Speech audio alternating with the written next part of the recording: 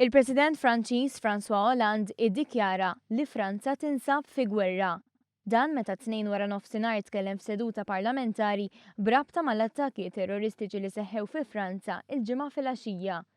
F'messaġġ sod li fih bagħat messaġġ ċar li Franza mhix se ċċedi quddiem it-theddid tat-terroristi, il-President Franċiż ippropona bidliet fil-Kostituzzjoni tal-pajjiż. Dan biex din tkun aġġornata t-theddid li qed jaffaċċja l-pajjiż illum.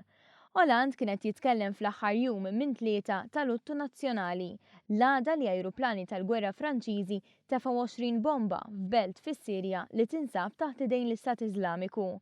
Attakk qawwi li huwa l-ikbar wieħed li Franza qatt għamlet fis-Sirja. Fl-istess ħin il-Prim Ministru ta' Franza wissa wkoll dwar it-theddida ta' attakki ġodda. We know that operations were being prepared and are still being prepared, not only against France, but other European countries too.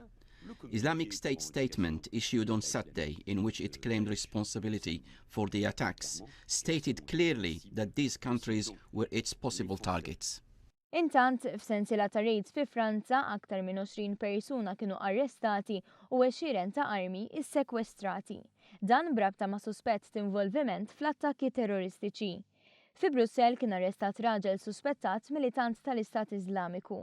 Il-Ministru tal-Intern Franċiż ikkonferma wkoll li fl-aħħar 48 siegħa ftit aktar minn 100 persuna tpoġġew taħt arrest fid-djarhom.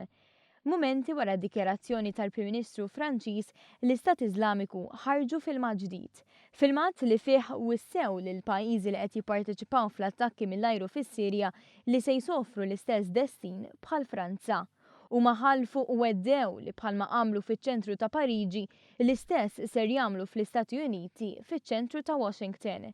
3 ijiem wara l-attakk għadhom qed ikunu identifikati il-vittmi.